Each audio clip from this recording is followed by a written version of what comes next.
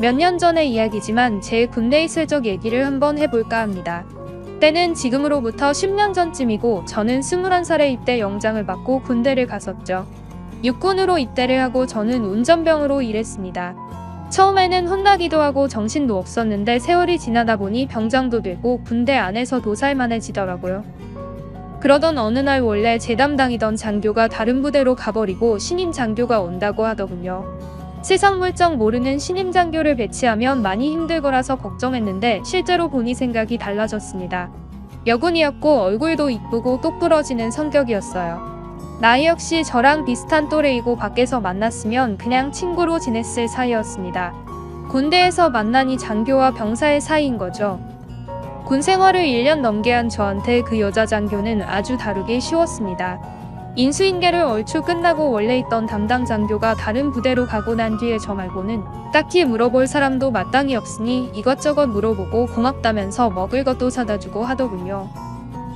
그렇게 시간이 지나고 부대 안에서 큰 행사가 있어서 여장교와 같이 준비하고 있었는데 우리는 전투교육 관련 영상을 만들고 관련 현수막도 제작했던 그런 일이었습니다.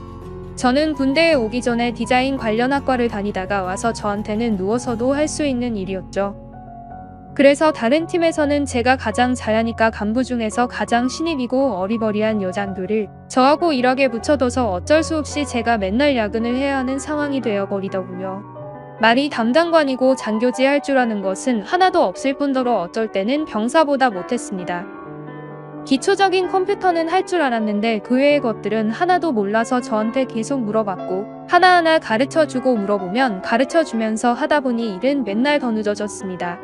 그러던 어느 날 진짜 큰일이 나게 되는데 교육 영상을 만들다 보면 필요한 자료들이 많이 있어야 하는데 군내 인트라넷에 그런 건 없었지요. 교육 자료를 잘 만들기 위해서는 인터넷을 할 수 있는 사제 컴퓨터가 필수였는데 저희 부대에서는 오후 6시가 되면 인터넷이 되는 컴퓨터를 쓸 수가 없었습니다. 원래의 원칙은 그게 맞지만 워낙 중요한 행사이고 그것을 준비하느라고 그동안은 보안과에서 풀어줬었는데 갑자기 보안 강화 지시가 내려와서 이제는 절대 인터넷을 쓰지 못하게 한다고 하더라고요. 저는 솔직히 일을 늦게까지 안 해도 되니까 좋았는데 계속 위에서는 빨리 자료를 만들어서 내놓으라고 압박하니까 여장교가 불안했던 것 같습니다. 결국 자기가 맛있는 거 사줄 테니 자기 집에 있는 컴퓨터로 하자고 얘기했어요. 솔직히 저는 개인정비 시간에는 더 이상 일하고 싶지 않아서 거절하려고 했는데 여장교의 눈에서 눈물까지 글썽글썽거리면서 얘기하길래 불쌍해서 그냥 해주기로 했습니다. 큰 행사라서 당직 사관 역시 여장교의 집에서 작업을 하는 것을 눈감아 주더군요. 그래서 평소에 매일 했던 훈련과 개인정비 시간과 저녁 점호까지 모두 다 빼고 새벽 1, 2시까지 교육 자료를 만드는 일이 일상이 됐습니다. 여군 혼자 쓰는 아파트에 가보니 군부대와는 다르게 귀엽게 꾸며놓은 여자방을 보는 것 같아 기분이 좋았지요. 퇴근하고 여장교의 집에 차를 같이 타고 갔다가 새벽에 다시 차를 얻어 타고 부대로 복귀하고 저녁에는 맨날 야식으로 음식을 시켜 먹으면서 둘이 붙어 있으니 금방 친해졌어요.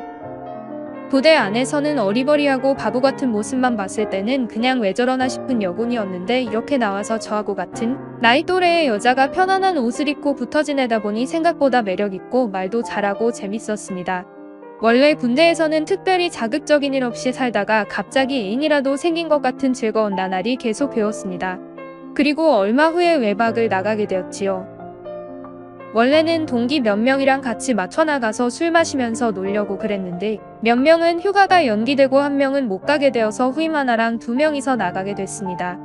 후임의 집은 부대 근처라서 버스 타고 바로 집으로 갔고 저는 혼자서 할 게 없어서 개인 방에서 게임이나 하고 있었습니다.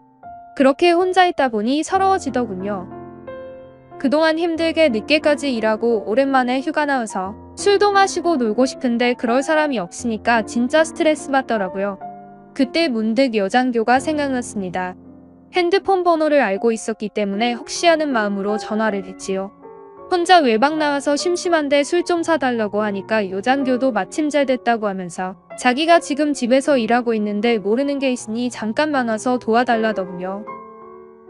그거 도와주면 술 사주겠다는 말에 괜히 전화했다고 투덜투덜대면서도 발길은 또다시 여장교의 집으로 향했습니다. 무슨 또 급한 일이 있어서 외박 중인 사람한테 일을 시키냐고 공시렁거리면서 들어가서 보니까 진짜 별거 아닌 일이었어요. 전에도 몇 번이나 반복해서 알려줬는데 아직도 이걸 모르나 싶었고 진짜 사회였으면 한 대 콱 쥐어박아버리고 싶은 심정이었습니다. 그렇게 일을 대충 끝나고 이제 나가서 술 마시자고 하니까 여장교가 갑자기 옷 갈아입고 나가기 귀찮다고 하면서 집에서 족발이나 시켜 소주랑 같이 마시자고 하는 겁니다. 저도 얻어먹는 입장이라서 어떻게 하자고 못하는 처지라서 그냥 그러자고 했죠. 음식을 기다리면서 집에 있는 소주를 꽤 마시면서 놀았지요. 그리고 음식이 오고 난 뒤에 더 술을 많이 마시면서 분위기가 좋았습니다. 그러다가 시계를 보니 새벽 2시를 넘었었고 생각해보니 제가 잘 곳이 없더라고요. 시골이라 택시도 없는 상황이고 물론 콜택시를 부르면 오긴 하지만 여장교는 이미 만취 상태라 운전할 수 없고 내심 기대하는 마음으로 지금 나가서 방 잡기에는 늦었으니까 자고 가도 되냐고 물었습니다. 여장교는 갑자기 당황해서 말까지 더듬으면서 그럼 거실에서라도 자고 가라고 하는데 안 그래도 술 때문에 빨개진 얼굴이 더 달아올라서 귀엽더군요. 그래서 제가 놀리려고 우리 진짜 같이 자도 되는 거냐고 물으니까 더 당황하고 어쩔 줄 모르더라고요. 그 모습이 너무 귀여워서 볼에 뽀뽀를 했는데 아무런 반응도 없이 놀란 토끼 눈으로 제 얼굴만 빤히 쳐다보고 있었습니다. 술도 마셔서 용기도 생겼고 놀란 그 모습이 귀엽기도 해서 입술까지 맞췄습니다. 아무런 반항 없이 그대로 받아주고 있어서 그날 결국 같이 밤을 보냈습니다. 아침에 일어나서 여장교가 끓여주는 라면을 같이 먹고 거실에서 둘이 같이 끌어안고 누워서 TV 보다가 여장교의 전화로 집에 전화 한 통하고 부대로 복귀했습니다. 그런데 부대에 복귀하자마자 당직 사관이 하는 말이 저 복귀하면 여장교가 바로 일 시킨다고 했다면서 불쌍하게 쳐다보고 있더군요. 하지만 야근은 아니었고 또 그날 저녁에 야식 시키고 소주 한잔하고 난 뒤에 또 일을 치렀습니다. 사실 지금 생각해보면 아는 사람 하나도 없는 곳에다가 부대에서 20대 초반의 젊은 여자가 얼마나 외로웠겠어요. 정말 한번 시작을 해버리니까 제어가 안 되더군요. 그렇게 하라는 일은 안 하고 둘이서 놀기만 했었고 당연히 만들어야 하는 교육 영상의 퀄리티는 개판이었지만 다행히 부대의 높은 사람들은 그걸 잘 만들었다고 얘기했습니다. 그 이후에도 별의별 구실을 다 만들어서 저를 불러다가 같이 먹고 노는 일상이 반복되어서 저는 1년 남짓 남은 군생활 내내 아주 즐겁고 행복하게 연애만 하다가 군생활이 끝났습니다.